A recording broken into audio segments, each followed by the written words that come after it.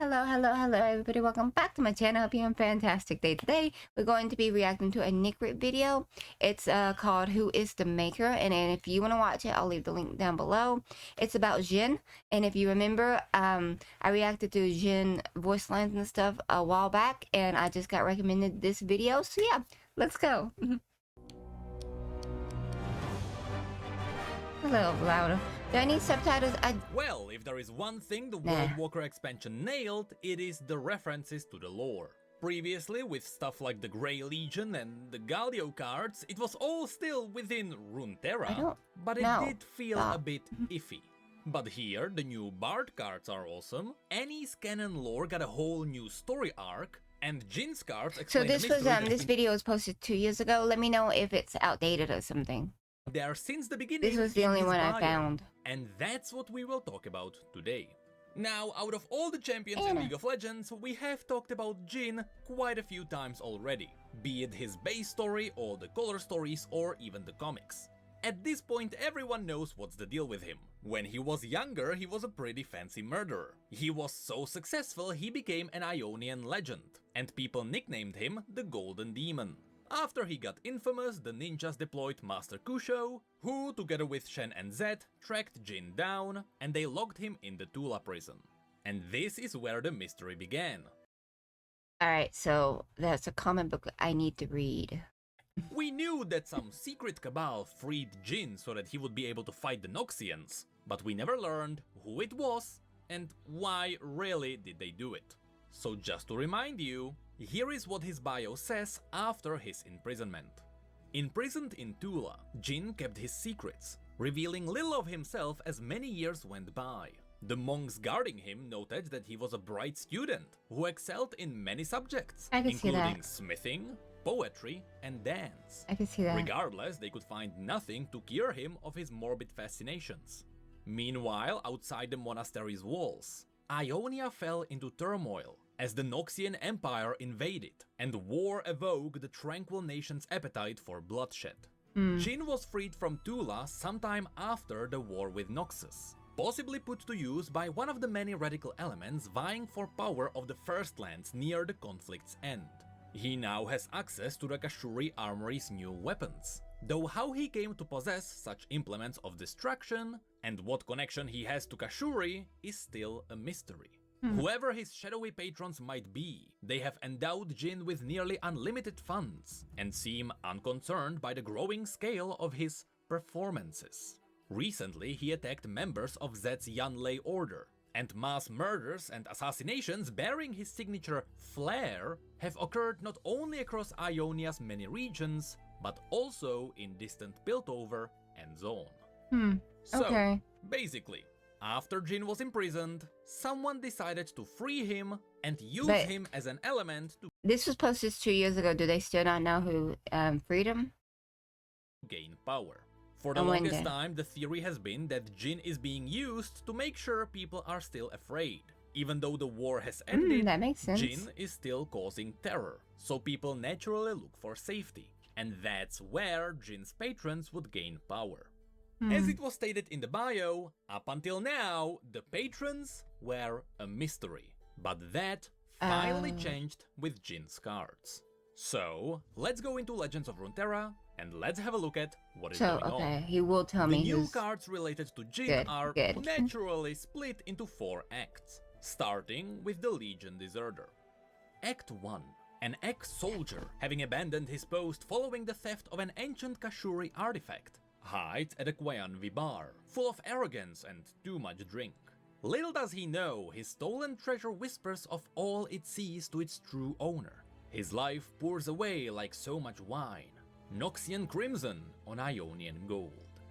So, here we see a Noxian soldier who deserted the war so that he could go out and steal an artifact from the Kashuri Armory. We can assume this artifact is the Mechanical Owl. And if you look into the background here, you can see Jhin spying on the soldier. So what is likely happening is that the Kashuri Armory realized that someone stole an artifact, and Jhin was sent out to get it back.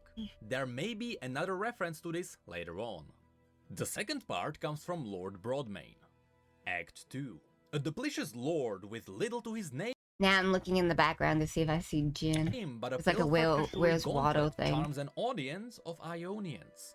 However, his mask is crude and easily seen through. He begs for his life, claiming ignorance. The iron hand he sought to rule with lies empty. Here we can see that just like the deserter before, Lord Broadmane also stole something from the Kashuri armory, this being the gauntlet. If you look into the background, you can see how on one side you can see the Noxian buildings, but on the other side it is confirmed that they are still in Ionia. This makes sense as this is all supposed to be happening somewhere around the Tula prison. Also, remember that figure in the background. She will be very important later on. And then there is also the connected card called Kashuri Gauntlet. This is the gauntlet the Lord stole. The description simply says, fine tools are wasted on the unsophisticated craftsman. Here I quickly want to mention one thing. Some people wonder if the previous teaser for the next champion that we got, with all the gooey scratches around, was caused by this gauntlet. Now, while it seems to match, it doesn't necessarily need to be the case. What was the because champion? The next champion is supposed to be a stranger living above Oyster Bill's shack. However, in the latest story with Twisted Fate and Graves, it was confirmed that that stranger is a lady, she has many arms, and she's holding some kind of a laughing jar. This all seems like random information right now, but remember this. We'll go back to that in just a second. Then there is also Captive Greyback. Act 3. A cruel keeper and her pet. The Greyback is innocent even in grisly purpose. The artifact it bears forces subservience. The keeper refuses to scream as she is fed to the pet. If only all Noxians were so noble in their demise. What? Once again, this seems to be yet another Noxian who is using a stolen artifact from the Kashuri armory. And here we can see, this is some kind of a mind-controlling device. But in the card connected to this, we can see that either the artifact is not so powerful for such a massive beast, or the Kashuri armory can remotely control it. Let that be a lesson. Subjugators live only until the first revolt. Some people also may be wondering if this is somehow related to the Void. Well, we don't really know the formulas the Kashuri armory is using, but this looks more like some nature magic. It seems to be the roots of the flower that are digging Maybe into just its because brain. it's purple. And then there is the stagehand. Act 4. A young priestess enters our story. Her tale is one of tragedy, conveyed on the pale lips of those she betrayed. Desperate to repent for her transgression, she carries in her arms a great burden, a gilded gift for the Noxians she welcomed to her land. We are left to wonder, was it sorrow or the bullet that broke her heart? This one is quite cruel. According to this, here we can see an Ionian who let Noxians invade her land at the beginning of the invasion. And because of her, a lot of Ionians have died. Just like what happened to Riven, this probably gave her a mental breakdown, and now she's trying to repent for her sins. It seems like the Kashuri armory gave her a chance, and they allowed her to fight back the Noxians. In the connected card, you can see that she's planting down one of the mines. But then it is mentioned that either it was the sorrow or the bullet that broke her heart. Meaning that either the Noxians caught her and they shot her, or after she planted down the mine and she was of no use to them anymore, since she is still a betrayer, Jhin took care of her. The bullet, so now we know how the stagehand died, we know how the subjugator died, but we still don't know about Lord Broadmane or the Legion Deserter. Well, that's what the gruesome theater shows us. In this one we have the artsy view of a minotaur and a man dying. Once again, it is possible that this is the artsy view of what's happening, while in reality the hole in the middle just shredded them to pieces. You can see that the Minotaur is definitely Lord Broadmane. He has the same nose and he's also missing one of his horns. But that bald man doesn't look like the Legion Deserter, right? Well, that's because the Legion Deserter is on the other side. You can see his face and his hair hidden here. And in fact, it is possible that the bald man is actually the subjugator. She's just bald in the front. Anyway, this takes us to the one running the Kashuri my gosh.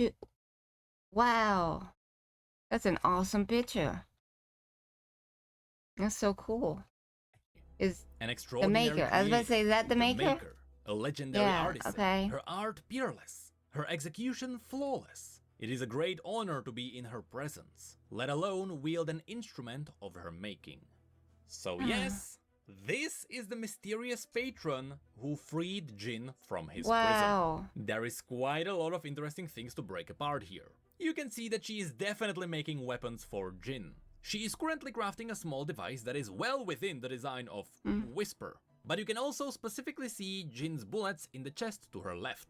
Now, we can see that she is probably a human, because she still has her normal human stature, but she also has those mechanical arms, which And also, resemble Jin's these aren't arm, mechanical, are but they? also those weird ghastly arms. Yeah. Now, the green around her makes me feel like they are conjured by magic. I don't think she's actually a Vastaya.